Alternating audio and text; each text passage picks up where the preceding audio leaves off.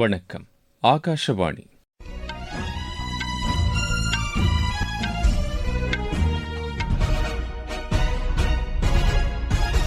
செய்திகள் வாசிப்பவர் கோபாலகிருஷ்ணன். தலைப்புச் செய்திகள். செமிகண்டக்டர் உற்பத்தியில் 2ஆம் கட்ட திட்டத்திற்கு மத்திய அமைச்சரவை ஒப்புதல் அளித்துள்ளதன் மூலம் அத்துறையில் உலகளாவிய மையமாக இந்தியா திகழும் என்று பிரதமர் திரு நரேந்திர மோடி தெரிவித்துள்ளார். யூரியா முதலீட்டுக்கான தேசிய கொள்கை புதிய முதலீடுகளை ஈர்க்கும் என்று மத்திய இணையமைச்சர் டாக்டர் எல் முருகன் கூறியுள்ளார். இந்தியா போலந்து இடையே சிறு குறு மற்றும் நடுத்தர தொழில் துறையில் ஒத்துழைப்பை வலுப்படுத்துவது குறித்து இருதரப்பு பேச்சுகள் புதுதில்லியில் நடைபெற்றது. உலக புகழ்பெற்ற பூரி ஜெகநாத் ரத யாத்திரை ஒடிஷாவில் இன்று தொடங்குகிறது. உலகக்கோப்பை கால்பந்து போட்டியில் அர்ஜென்டினா இறுதியாட்டத்திற்கு முன்னேறியுள்ளது. இனி விரிவான செய்திகள். செமிகான் 2ஆம் கட்ட திட்டத்தை 1,27,500 கோடி ரூபாய் செலவில் செயல்படுத்த மத்திய அமைச்சரவை ஒப்புதல் அளித்துள்ளதன் மூலம் அத்துறையில் உலகளாவிய மையமாக இந்தியா திகழும் என்று பிரதமர் திரு நரேந்திர மோடி தெரிவித்துள்ளார். இதுகுறித்து சமூக வலைதளத்தில் பதிவிட்டுள்ள அவர், செமிகான் 2ஆம் கட்ட திட்டம் முதலீடுகளை அதிக அளவில் ஈர்க்கும் என்றும் இளைஞர்களுக்கு உயர்தர வேலைவாய்ப்புகளை உருவாக்கும் என்றும் முக்கிய துறைகளில் தொழில்நுட்ப தற்சார்பை மேம்படுத்தும் என்றும் கூறியுள்ளார். இதேபோல் மொபைல் போனுக்கான உற்பத்தியுடன் கூடிய ஊக்கத்தொகை திட்டத்திற்கு ஒப்புதல் அளிக்கப்பட்டதன் மூலம் இது இந்தியாவில் உற்பத்தி செய்வோம் திட்டம் மற்றும் நமது மின்னணு பொருட்கள் உற்பத்தி சூழலுக்கு பெரிய ஊக்கமளிக்கும் என்று அவர் தெரிவித்துள்ளார்.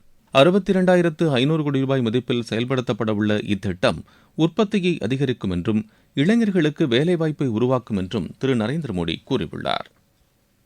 யூரியா முதலீட்டுக்கான தேசிய கொள்கை புதிய முதலீடுகளை ஈர்த்து நாட்டின் உர பாதுகாப்பை வலுப்படுத்தும் என்று மத்திய தகவல் ஒலிபரப்புத்துறை இணையமைச்சர் டாக்டர் எல் முருகன் கூறியுள்ளார். இதுகுறித்து சமூக வலைதளத்தில் பதிவிட்டுள்ள அவர், யூரியா உற்பத்தியில் சுயசார்பை அடைவதற்கு இது வலு சேர்க்கும் என்று தெரிவித்துள்ளார். நாட்டில் யூரியா உற்பத்தி ஆலைகளில் புதிய முதலீடுகளை ஊக்குவிப்பதன் மூலம் இந்நடவடிக்கை மேற்கொள்ளப்படுவதாக கூறியுள்ளார். இதனால் ஒவ்வொரு யூரியா உற்பத்தி ஆலைக்கும் 250 கோடி ரூபாய்க்கும் மேல் சேமிப்பு ஏற்படும் என்று எதிர்பார்க்கப்படுவதாகவும் டாக்டர் எல் முருகன் குறிப்பிட்டுள்ளார்.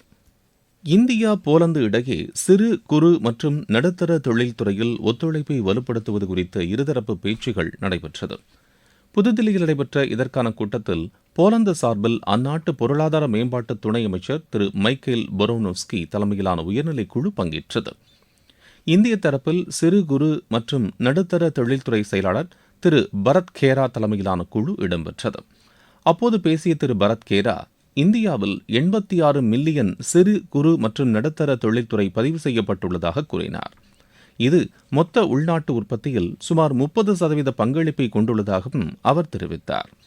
இத்துறை 3,30,00,000 பேருக்கு வாழ்வாதாரம் அளிப்பதாக அவர் கூறினார். சிறு குறு மற்றும் நடுத்தர தொழில்துறைக்காக மத்திய அரசு மேற்கொண்டு வரும் முன்முயற்சிகள் குறித்தும் அவர் எடுத்துரைத்தார். அண்மையில் அமலுக்கு வந்துள்ள இந்திய ஐரோப்பிய யூனியன் தடையற்ற வர்த்தக ஒப்பந்தம் இந்தியா போலந்து இடையே வர்த்தகம் மற்றும் முதலீட்டுக்கு மேலும் ஊக்கமளிக்கும் என்றும் திரு பரத் கேரா தெரிவித்தார்.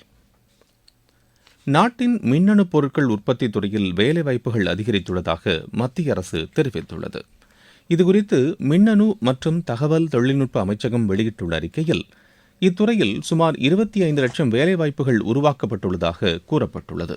இதில் மொபைல் உற்பத்தி துறையில் மட்டும் 12 லட்சம் வேலைவாய்ப்புகள் நேரடியாகவும் மறைமுகமாகவும் அளிக்கப்பட்டுள்ளதாக தெரிவிக்கப்பட்டுள்ளது. தமிழகத்தில் ஓசூர், ஸ்ரீபெரும்புதூர் மற்றும் கர்நாடகாவின் பெங்களூருவில் உள்ள மொபைல் உற்பத்தி நிறுவனங்கள் மட்டும் 1 லட்சம் பேருக்கு மேல் வேலைவாய்ப்பை வழங்கியுள்ளதாக அந்த அறிக்கையில் குறிப்பிடப்பட்டுள்ளது.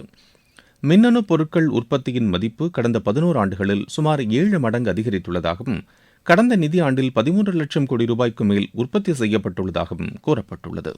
இக்காலகட்டத்தில் 4 லட்சம் கோடி ரூபாய்க்கு மேல் ஏற்றுமதி செய்யப்பட்டுள்ளதாகவும் அந்த அறிக்கையில் தெரிவிக்கப்பட்டுள்ளது. நீங்கள் கேட்டுக்கொண்டிருப்பது ஆகாஷவாணியின் செய்தி அறிக்கை. ஊரக வளர்ச்சிக்கான புதிய அத்தியாயம். வளர்ச்சியடைந்த இந்தியாவிற்கான ஊரக வேலைவாய்ப்பு உறுதி மற்றும் வாழ்வாதார சட்டம் செயல்பாட்டிற்கு வந்துள்ளது. இந்த சட்டம் வருடத்திற்கு 125 நாட்கள் வேலையை உறுதி செய்கிறது. இதில் வாரந்தோறும் ஊதியம் வழங்கப்படுவது கட்டாயமாக்கப்பட்டுள்ளது. நாள்தோறும் குறைந்தபட்சம் 300 ரூபாய் ஊதியத்தை இந்த சட்டம் உறுதி செய்கிறது. பணி முடிந்த 15 நாட்களுக்குள் ஊதியம் வழங்குவதை உறுதி செய்வதற்கான அம்சங்களும் இதில் இடம்பெற்றுள்ளன. ஊதியம் காலதாமதமாக வழங்கப்பட்டால் அதற்கான இழப்பீட்டுத் தொகைக்கும் இதில் வகை செய்யப்பட்டுள்ளது. வளர்ச்சியடைந்த இந்தியாவிற்கான பயணத்தில் மோடி அரசு தொடரும் சீர்திருத்த நடவடிக்கைகள். உலக புகழ்பெற்ற புரி ஜெகநாத் ரத யாத்திரை இன்று தொடங்குகிறது. ஒடிஷா மாநிலம் பூரி நகரில் நடைபெறும் இந்த ரத யாத்திரையை காண உள்நாடு மற்றும் வெளிநாடுகளிலிருந்து லட்சக்கணக்கான பக்தர்கள் வருகை புரிகின்றனர். இந்த ரத யாத்திரை வரும் 24ஆம் தேதி வரை 9 நாட்கள் வெகு விமரிசையாக நடைபெறும் என்று எமது செய்தியாளர் தெரிவிக்கிறார். இதையொட்டி பாதுகாப்பு ஏற்பாடுகள் பலப்படுத்தப்பட்டுள்ளன. இந்த ரத யாத்திரையை ஒட்டி மத்திய உள்துறை அமைச்சர் திரு அமித்ஷா நாட்டு மக்களுக்கு வாழ்த்து தெரிவித்துள்ளார். இதுகுறித்து சமூக வலைதளத்தில் பதிவிட்டுள்ள அவர், உலக புகழ்பெற்ற ஜெகநாத் ரத யாத்திரை பெரும் நம்பிக்கை, உறுதி மற்றும் பக்தியின் சின்னமாக திகழ்கிறது என்று கூறியுள்ளார். நாட்டின் செழுமையான கலாச்சார பாரம்பரியத்தை பாதுகாக்கும் இந்த புனித ரத யாத்திரை கடவுள் மீதான உறுதிமிக்க பக்தியை பிரதிபலிப்பதாக தெரிவித்துள்ளார். அனைவரது மகிழ்ச்சி, செழுமை மற்றும் நலனுக்காக தாம் பிரார்த்திப்பதாகவும் திரு அமித்ஷா கூறியுள்ளார். மத்திய பிரதேசத்திலிருந்து முதலாவது சர்வதேச விமான சேவை தொடங்கியது. இந்தூரிலிருந்து ஐக்கிய அரபு எமிரேட் தலைநகர் அபுதாபிக்கு நேரடி விமான சேவையை அம்மாநில முதலமைச்சர் திரு மோகன் யாதவ் நேற்று கொடியசைத்து தொடங்கி வைத்தார். இந்நிகழ்ச்சியில் பேசிய அவர், சர்வதேச வழித்தடங்களில் விமானங்கள் இயக்குவதற்காக ஒரு விமானத்திற்கு 15 லட்சம் ரூபாய் நிதியுதவி அளிக்க மத்திய பிரதேச அரசு தயாராக இருப்பதாக அவர் தெரிவித்தார். இதன் மூலம் பயண கட்டணம் குறையும் என்றும் அவர் கூறினார். இந்தூரில் இருந்து அபுதாபிக்கு வாரத்திற்கு 4 நாட்கள் விமானம் இயக்கப்படும் என்றும் அவர் தெரிவித்தார். முன்னதாக தில்லி அல்லது மும்பை வழியாக அபுதாபி செல்ல வேண்டியிருந்தபோது பயண நேரம் 7 முதல் 8 மணி நேரமாக இருந்தது என்று குறிப்பிட்ட மத்திய பிரதேச முதலமைச்சர், தற்போது இந்தூரில் இருந்து நேரடியாக விமானம் இயக்கப்படுவதன் மூலம் பயண நேரம் 3.25 மணி நேரமாக குறைந்துள்ளது என்று தெரிவித்தார். மத்திய அரசின் மக்கள் நலத்திட்டங்கள் குறித்து நாட்டின் பல்வேறு பகுதிகளில் தகவல் ஒலிபரப்பு அமைச்சகத்தின் மத்திய மக்கள் தொடர்பகம் சார்பில் பொதுமக்களுக்கு விழிப்புணர்வு ஏற்படுத்தப்படுகிறது. தமிழகத்தில் தூத்துக்குடி மாவட்டம் திருச்செந்தூரில் இந்த 3 நாள் விழிப்புணர்வு கண்காட்சி மற்றும் பயனாளிகள் முகாம் நேற்று தொடங்கியதாக எமது செய்தியாளர் தெரிவிக்கிறார். மத்திய அரசின் மக்கள் நல திட்டங்களை பொதுமக்களிடம் கொண்டு சேர்க்கும் நோக்கத்தில் திருச்செந்தூரில் 3 நாள் விழிப்புணர்வு கண்காட்சி மற்றும் பயனாளிகள் முகாம் நடைபெற்றது. மத்திய அரசின் மக்கள் நல திட்டங்களை ஒரே இடத்தில் பொதுமக்கள் அறிந்து பயன்பெறும் வகையில் பல்வேறு துறைகளின் கண்காட்சி அரங்குகள் அமைக்கப்பட்டிருந்தன.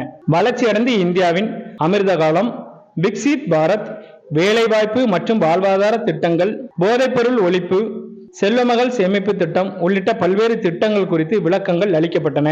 ஆதார் சேவை மையம், அமைப்பு சாரா தொழிலாளருக்கான சமூக பாதுகாப்பு திட்ட பதிவு, பொது சேவை மையம், ஒருங்கிணைந்த குழந்தைகள் வளர்ச்சி திட்டம், தொழில் மையங்கள் மற்றும் பாரத ஸ்டேட் வங்கியின் ஊரக சுய வேலைவாய்ப்பு பயிற்சி நிலையம் சார்பிலான விழிப்புணர்வு அரங்குகள் அமைக்கப்பட்டிருந்தன. தூத்துக்குடி மாவட்ட செய்தியாளர் ஏ. லக்ஷ்மணன்.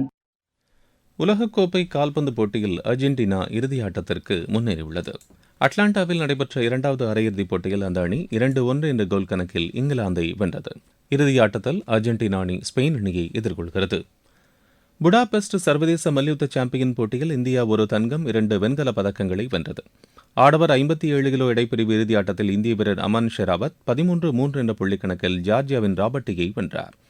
வெண்கல பதக்கத்திற்கான போட்டியில் 61 கிலோ எடைப்பிரிவில் இந்தியாவின் தீபக் 9-8 என்ற புள்ளிக்கணக்கில் அசர்பைஜானின் நூர்தீனை வென்றார்.